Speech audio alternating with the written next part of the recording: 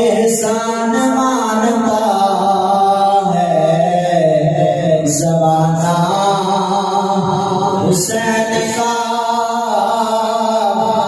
और चीखा है जिसकी ज़र्ब से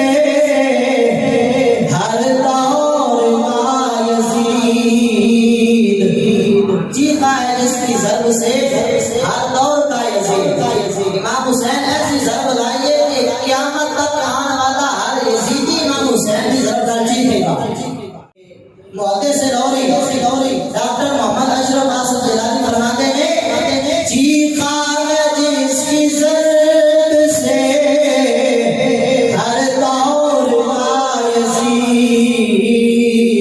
वो ऐसा बनाया रब ने निशाना हुसैन का, हुसैन का लफ्ज़ तो कहना है, वो ऐसा बनाया रब ने निशाना